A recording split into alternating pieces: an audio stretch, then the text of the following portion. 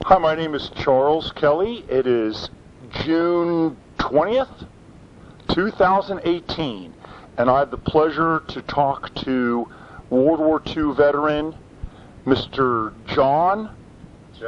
Jack. Is it Jack? It's not John. I was christened John. Christened John, but he goes by Jack. Cook, C-O-O-K. And his birth date is June 25th, 1925. And he'll be 93 years young in 5 days. Right. And we are here in Edgewood, Kentucky. Right. So, Mr. Cook, I just want to start first by thanking you very much for this opportunity, and thank you most of all for serving for us. You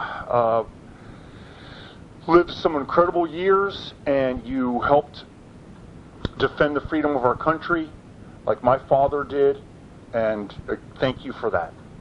And my children have kept me in jail for the last 3 months because they said I was 73 and they got the doctor to say no driving. Okay, so no driving. No driving. So, Mr. Cook, let me just ask you some questions. Sure. Where were you born? Covington, Kentucky. Were you born at St. Elizabeth Hospital? I think so. Okay. I'm pretty sure. And what was your mom's name and what was your dad's name? Doris and Arthur Cook. And what line of work was your father in? He worked for the railroad back then, but they separated later. Okay. And just real quick, so Cook, is that a German name or English name? What is that? Are you of German descent? I'm not sure. All right. Your family was in Covington for a long time, I guess, though. I think it was English. English. And you're a graduate of Holmes High School. Holman, yeah. And tell me, what did you do before the war? Did you work, or I think you graduated high school in 1943. Right, 43. And what did you do? Did you have a job, or what was high school like back then? Yeah, I worked at Knockelman's little grocery and got 25 cents an hour. Was that a lot of money back then, or not? That was a lot of money for a kid. How many siblings do you have? How many brothers and sisters? None. Oh, okay. It's just you and the family. Right. Oh, very good, very good. So tell us then, what was it like when you were in high school? You heard reports about the war. What was the mood like in the country? What was the mood like in Covington? Were people scared? Were people sad? What were people thinking? I don't really know, but I remember I was with a friend at the Albee Theater, and we came out of the Albee Theater and the big banner with the lights said Japan attacked us. Oh. That was the day they attacked us. Oh, okay, December 7th, 1941, so you're in downtown Cincinnati at the Albee Theater. What movie were you watching? Do you remember? No. So what did you do when you learned that? What did you think? I knew we were in war. Okay. Wasn't no doubt about it. So you had a couple years left in high school. So you graduated high school. Did you enlist in the military, or were you drafted? I was drafted right away. As soon as I got out of high school, in like June and October, I was drafted into the service. Wow. Okay. So when you were drafted, what was that like? Were you scared? Was your mom scared? Was your dad scared? Were you happy? Sad? None of them. It was your duty. You had no choice. You had to do it. It was a new experience. It's going to be very interesting. So you're drafted. You graduated in June of '43 from Holmes High School in Covington. You were drafted that summer, I guess. Yeah. And where did you report for duty for basic training? Sent to radio school in Sioux Falls, South Dakota. Oh. For 6 months. And then I got a furlough. Then I went to Lincoln, Nebraska and met the rest of my crew. And the crew then went to Dyersburg, Tennessee for overseas training with flying B-17s. So B-17s. Okay. So back up a little bit. What was basic training like? Was that hard? Was that grueling? I went from radio school I skipped one, to Yuma, Arizona, gunnery. Oh, gunnery. Gunnery. And then from there I got a furlough, and then I met the crew in Lincoln and went to Dyersburg, Tennessee for 3 months of overseas training. Okay. So how long were you, was your radio school, was that your basic training? 6 months. Oh, I skipped Shepherd Field. I was down there for about 3 months. Shepherd Field, where's that? Texas. So I went from, went into the Army. That's where I went first. Oh, that's basic training. Basic training. For basic training, I went to radio school. I gotcha. Radio school to Yuma. gunnery. Gotcha. From gunnery to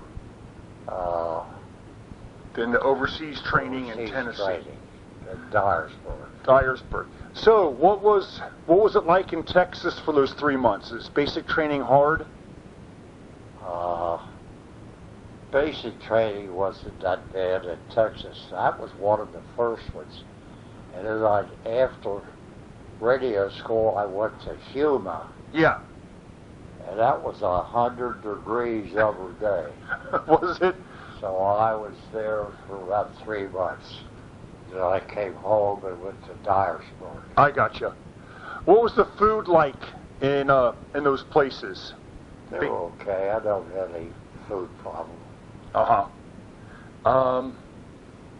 So wasn't it hard? I mean, weren't you running all the time and training and doing push-ups and? Nah, I was 18, so I was in pretty good shape. When you were in high school, were you on the football team or anything? No. I was 120 pounds. You're on the chess team. Yeah. Okay, so did you choose, so you got drafted in the Army, did you choose to go to radio school, or were you just assigned? You had no choice? They looked at my high school background and seen where I had taken Morse code class. Oh. And I'm sure that's why they picked me out and said, you go to radio school. Oh, you took Morse code class in high school? Yeah. Wow, that's neat. So what was that like? Did you enjoy doing that in radio school? And they sent me to Sioux Falls, South Dakota, where it was colder than hell. And then from there, when I finished that 6 months, they sent me to Yuma, Arizona, where it was 105. So the weather wasn't too good. So by then it was probably 1944 in Yuma, Arizona, wasn't it? Yeah. I guess. Yeah. So what was it like gunnery school? What did you learn there? Oh, how to take a machine gun apart and put it together, and we had some practice of skeet shooting and 20-mile marches and typical Army stuff. Wow. And the whole time you knew how the war was going. Did you feel good about how the Allies were doing? What was that like? Were you getting information? I don't have any memory of what I felt like at that time. I was just a soldier and writing letters back and forth, and didn't think the war was too bad. What would you do for fun when you had time off? Go into,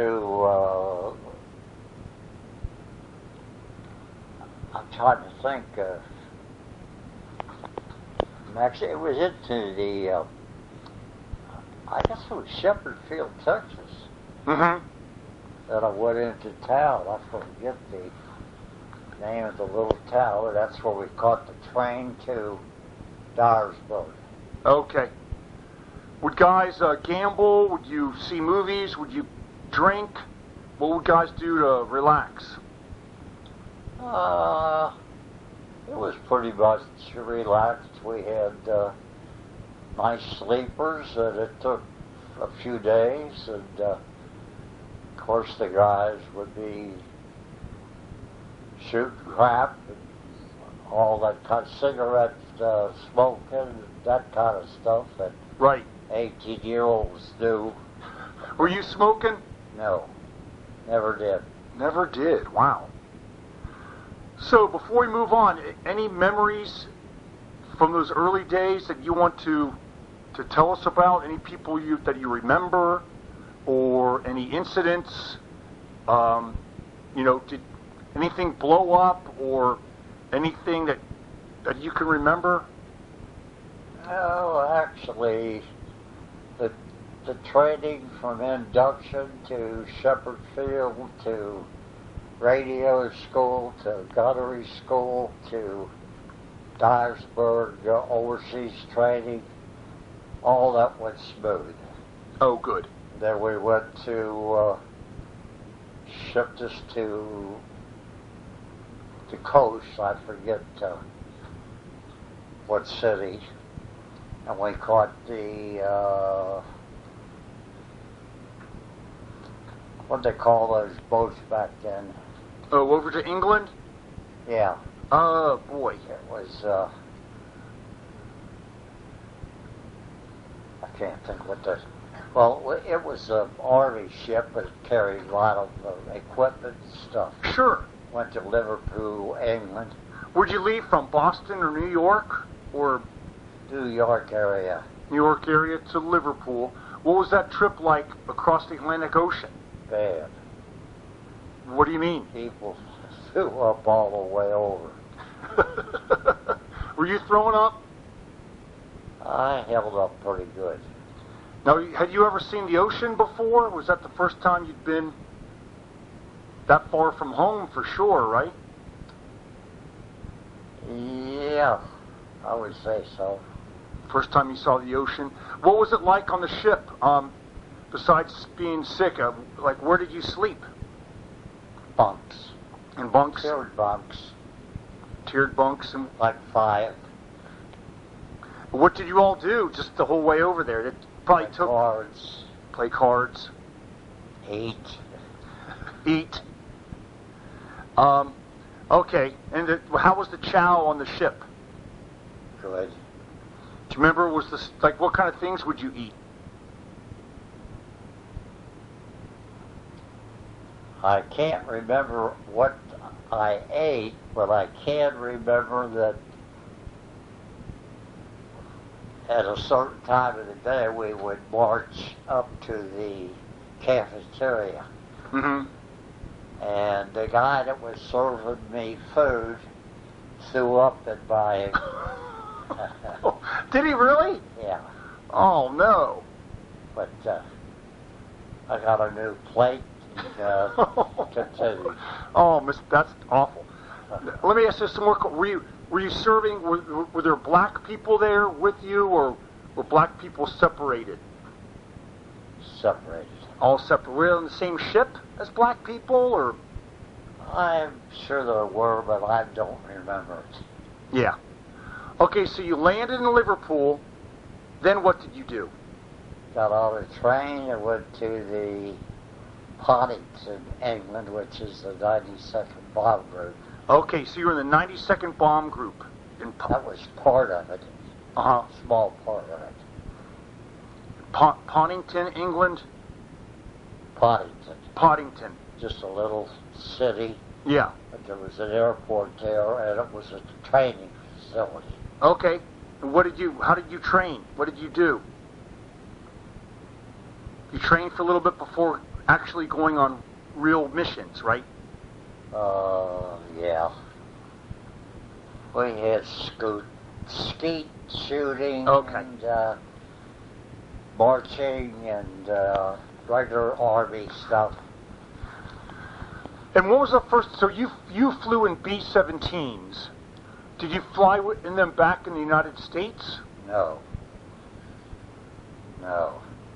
After the war was over, in 45,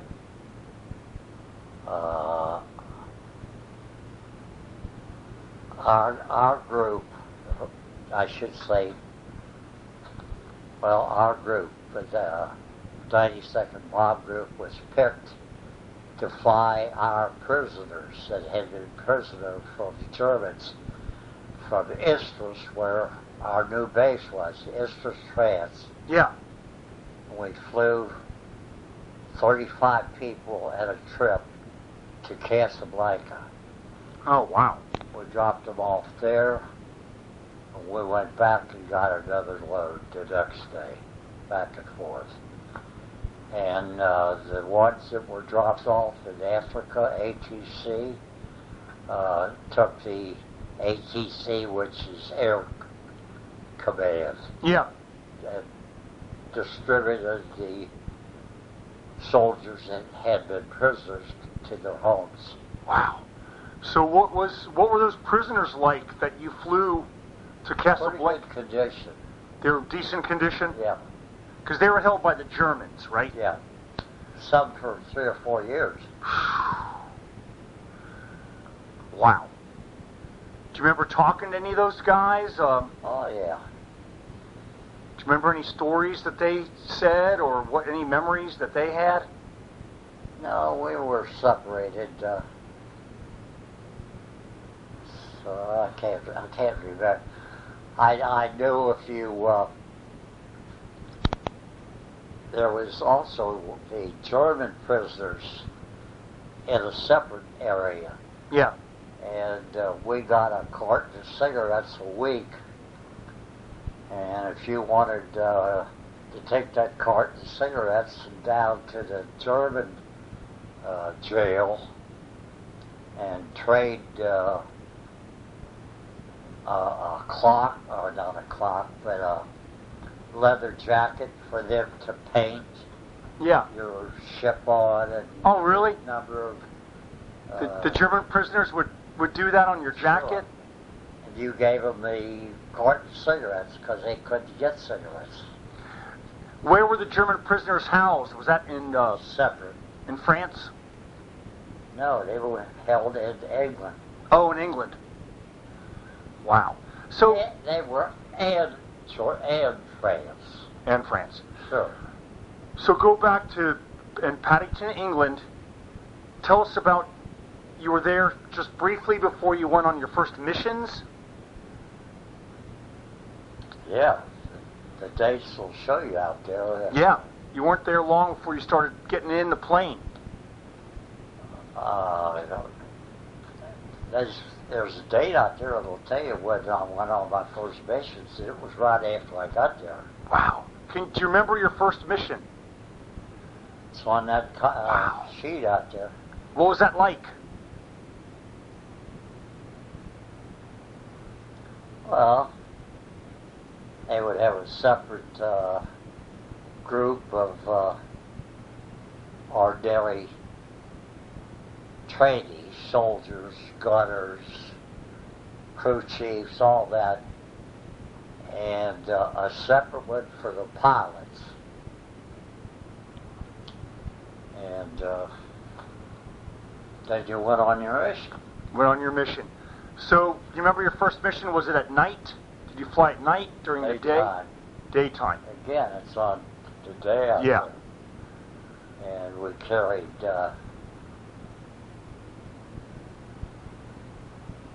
well, kind of complicated. I think the first mission we had bombs in the plane. Yeah. And decided to take them out.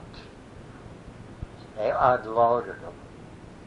And they loaded up with boxes of tinfoil, which is chaff, Okay. that the Germans would shoot up at us.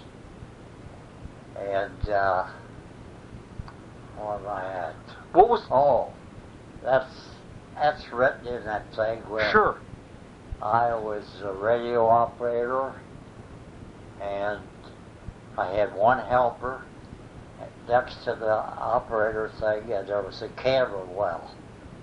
And that well was open.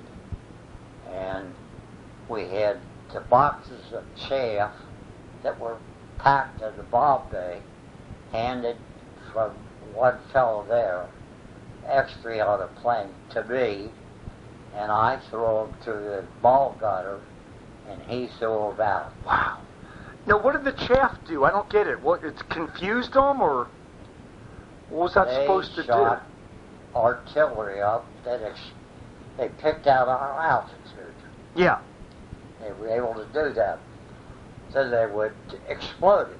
Okay. So that shrapnel would go out into all the planes and sometimes shoot them down. Okay. So what was it like in the... how long did the mission last, back and forth? 10 hours, 8 to 10 hours. Wow. What if you had to go to the bathroom in the plane? What would you do? There's a pee tube. Really? Yeah. What if you have to go number 2? I don't think you'd think about that. So what's it like, Mr. Cook? I mean, were you getting shot at the whole time? Was it like No. having those things explode around you? You're going from England over the Channel, over to France, into Germany. Yeah. And there's where the tinfoil came up in artillery shells and exploded and knocked planes down. Sheesh. And then when you dropped your bombs, you turned around and headed back over the channel. Over the channel. So how long were you actually over the target? 5, 10 minutes? Probably 5-10 minutes at the most. Wow. Man, oh man, how high were you? Could you see the city? 25,000. 25,000 feet. That's pretty high. Yeah. So you had oxygen masks. You couldn't breathe the air. No. You had oxygen masks. Yeah. Was it cold? 25 below. Well, how was it? Were the planes heated? They had to have been heated somehow, weren't they? We had heated suits. Okay. Shoes, pants, top, hat, everything was heated. But it was still cold, I bet. Yeah. You had to unfreeze your oxygen mask, the tube going to it, quite often. If you didn't, what happened would happen, and that happened to us, where the mask froze up. The pilot said, radio check. The tail gunner says radio, or okay, and we went up all the way to the front. Yeah. When you got to a certain point and nobody answered, the pilot said to the crew chief, go back and see what happened. When we went back there, there's me with my mask frozen partly, and a guy helping me take the boxes and put in the bomb bay, from the bomb bay to the camera well. Yeah. And so you'd passed out? no, not yet. Close. You had 2 minutes without oxygen. That's what they told us. And all I did was I did get a little frostbite on my lips. Wow, really? Whew, that's incredible. Which I kept the mask on. I got oxygen, I breathed. Mm-hmm. And when I got back to the base, why they treated me with something. So as a radio operator, what was your job on the plane? I don't get what radio operators do. All the training that I did, all the way up to the end of the war, where I could communicate with the other planes in there. Okay. But as far as commuting back to the base, that was no. You never did that. Oh, really? Until the pilot said, or the navigator, first the pilot said to the navigator, find us the straightest way back, because we can't keep up with the group, and fighters are going to hit us. And he said, we can't do that. And the pilot then said to me, Jack, forget what he said, go direct to an English base and see who was closest to us. Okay. So I got the signal back and managed to direct the pilot, and we got back to England. You saved everybody. Well, Way to go. we could have made it without No. that, but So that's when you lost one of your engines, right? it was lost. That was the reason we dropped back. I see. We couldn't stay with the group. That was after the mission? You were Yeah. flying back? You're on the way back, and well, you were on your way back, and you had the one. Your plane was lost the engines, couldn't keep up, and slowly they were pulling away from us. Sure. So, whatever the Germans fighters would see a lone plane, that would be it. Oh, really? Oh yeah, that would be the end of that plane. They pick it apart. Yeah. How did you lose your engine? Was it just malfunction or was it shot out? Malfunction. Well, I don't know. Could have got shrapnel in the engine, or it got shot out some way. Do you remember so you were shot at? Was your plane ever hit?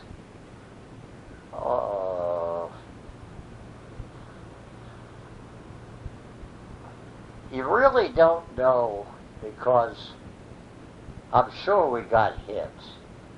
We got holes in some places. Right. But you wouldn't know any of that until you got back to the base safely and could inspect the plane to see. It wouldn't be in flying condition, but Right. you'd be able to get back to England. Do you remember some of the German planes? Were they shooting at you? Do you remember that? Oh, sure. Was that scary? Yeah. We had 10 guns to shoot back at them. Oh, you had 10 guns on the B-17? Yeah. Navigator, bombardier, pilot, crew chief, radio operator. Did you ever shoot a gun? Did you ever shoot a gun out the plane? No. I stayed on the radio. And of course, the waist had 2 gunners, one on both sides, Yeah. and then you had the tail gunner in the back. So you had 10 guys. I think it was 10 guns. Wow. So you were shooting back at them, but Yeah. Wow, that's incredible. And how many missions did you say that you flew on? 19. 19. That is incredible. Well, thank you for that. And you didn't, how long were you stayed at Paddington base the whole time in England? Is that where you flew out of each time? Out of England, we flew to other bases for some reason, Mm-hmm. pick up a colonel or general or... Sure. But as far as missions, bombing missions, they were all out of Dyersburg. Okay. England. Oh, I got you. Okay. Into Belgium, France, Italy. Oh, you flew missions to all those countries? Oh, yeah. Wow. Poland, Russia. All of that was flown from England. And did you yourself fly to those places too? Russia and Italy and... Yeah. Wow. So that was long. The Russia mission must have been pretty long, wasn't it? Was that more than 10 hours? About 8 to 10. 8 to 10 still. Okay. Wow. What did you do on the plane? What if you got hungry? Could you eat? Oh, we took sea boxes. What are those? It was a box of food that you could drive. That I forget what was in it, but it was eatable Yeah. at altitude and whatever. And it was enough to all you need to eat so you got back. Did you take some whiskey or some beer with you? No. No. Well, that's incredible. So let me ask you: were people before missions? I mean, you're Catholic. Would you talk to a priest beforehand? Were there clergy around on the base to talk to about this stuff? Oh, yeah, sure. There was priests and clergy. And I think when you went to your meeting before the flight, there'd be a priest there. You would talk to a priest, hear your confession, that type of thing. If you wanted to. Wow. Wasn't required. Sure. So you were there. How long were you in England? 6 months? 12 months? I was in England till the war ended. And then they transferred us to France, where we established another base and flew our PWs from Germany to Africa. Prisoners of war. Okay. And then from there they went by ATC, Air Command, to Africa, and then up to England, up to the U.S. Okay. How long did you do that gig for? A few weeks or a month or two? Probably a couple of months. Couple months. So when you learned that the war was over, how did you feel? We bought champagne and drank it. May 8th, as I remember it. Drink champagne in England? Yeah. And liquor. Had liquor? Was everybody was happy? Lots of beer. Beer, of course, is the English drink. Yeah. What would you do when you had a day off in England? Would you go into, was there a local village that you'd go into? Well, you usually catch a train and go into London, Nottingham, big cities. Was that fun? I mean, you're a guy from a little town in Kentucky. Was that pretty eye-opening? Did you enjoy doing that? Oh, yeah, those big cities, big... Of course, we had trains in the U.S., so... Sure. Ride the train wasn't new. Did you get in any trouble in London on leave? Did you break up any bars or get in any fights? No fights. Probably misbehaved some. Was there a girl you left behind there in England or anything like that? I had a girlfriend when I was in England, a little bit, nothing steady. Nothing steady. How were the English people? Were they nice? Did they Very friendly. Very friendly? Yes. They liked Americans? Oh, yeah. So then when you got done in France, then did you come on back home? Came back to England and got onto Lake Champlain, which was a small version of,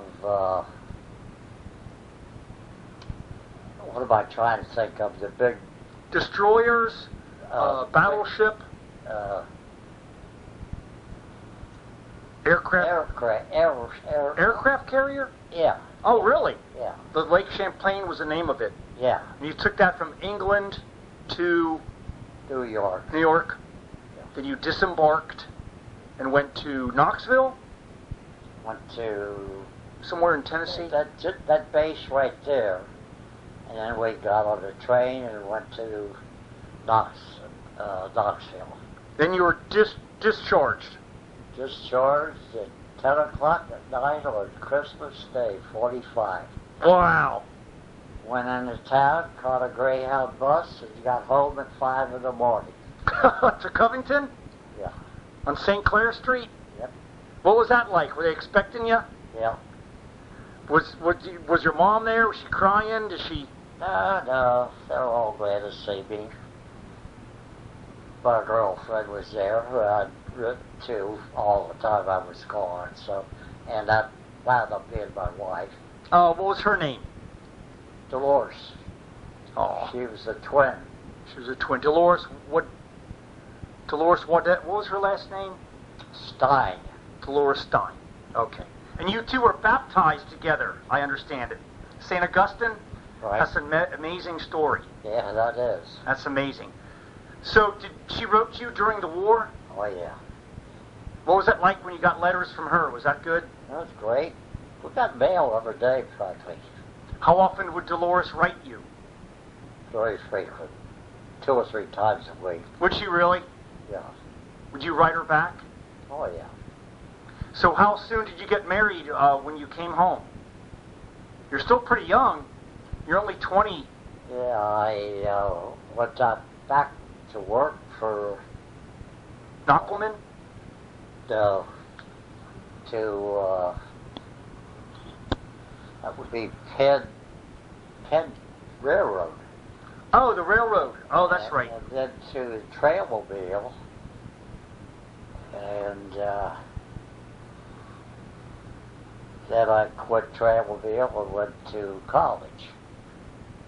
University of Kentucky. Oh, you did? Yeah. On the GI Bill? Yeah. Graduated in 1950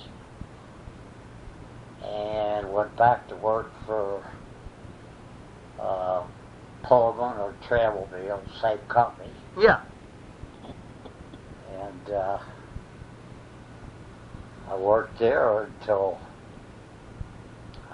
mainly testing, and I was the director of the testing department before I left there. And I left there in August of, I retired. And when I retired, I went to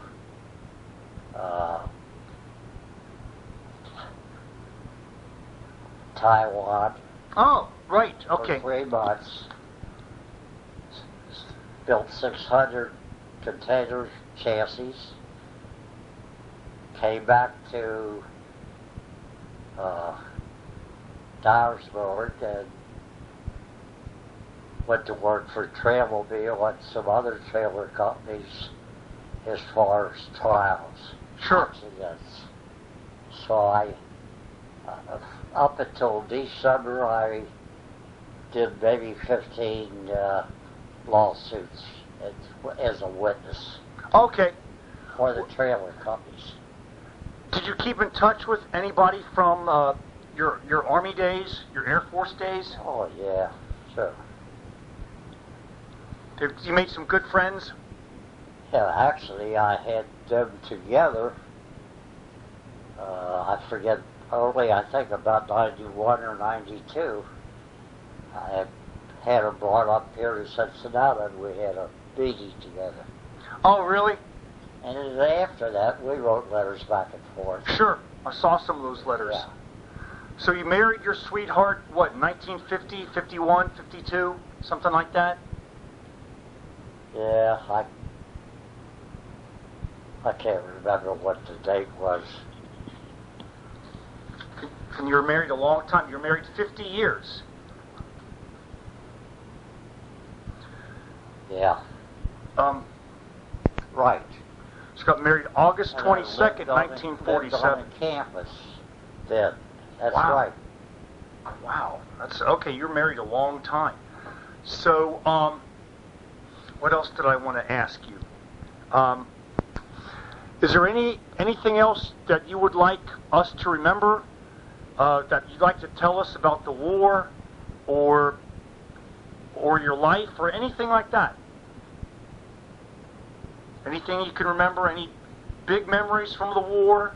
You shared some really good ones about those. Well, when I was born in 1925, it was Depression.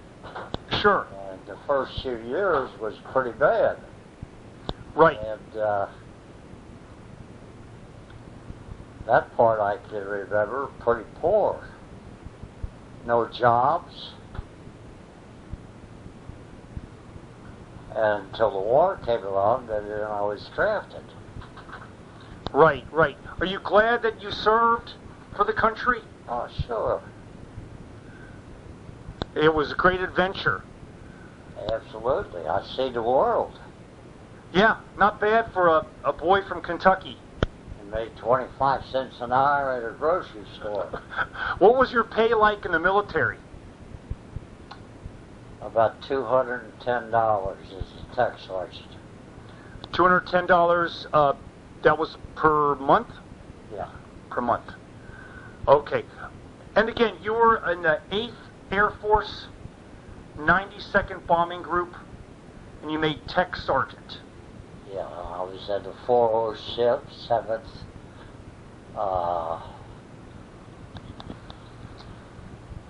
the 92nd Bomb Group. 92nd Bomb Group. 407th Bomb Squadron. Okay. And what medals did you receive? They're in that material. Okay. I will look at those and write them down. The main things I received would be the air medals. I got, for every 6 missions, that would have given me 3 air medals. 3 air medals. And then as far as the areas that I fought in, I would have those for those areas. The European You theater. get a ribbon for that Yes. particular area. Yes. France, Germany. Okay. Well, Mr. Cook, it has been nothing but a pleasure to talk to you today. And I really want to thank you for your time today, but most of all for your service for our country. You know, people like you, we owe a tremendous debt to. And I thank you very, very much. Is there anything else, last words you would like to say? No, I thank you for listening to all this. And I don't want any of this released without me okay. Oh, yeah, without a doubt. All right, sir. Would you do it all again if you were called on? Sure. Very good. Well, again, thank you, and great talking to you. Oh, nice talking to you. Oh, thank you, sir. One addendum for Mr. Cook's flying days about a mission that almost went really wrong. Do you mind just repeating that again, Mr. Cook? That was pretty humorous and scary story right there. It was a practice mission at night with a new crew, And as they were coming in for a landing, it's always necessary for the crew chief to go to the bomb bay and take the crank and crank to make sure the landing gears are fully down. He went back there and was doing that, supposedly, and we kept getting closer to the ground, and the pilot called me and he said, "What's he doing in the bomb bay?" And I opened the door and looked in, and I said, "He's cranking like crazy." The pilot said, "He's going the wrong way." So what happened? So we stopped that quickly and went back up. What happened to the guy? Did you throw him out? Yeah, that was the last time he flew. All right, Mr. Cook. Thanks again. Have a blessed day.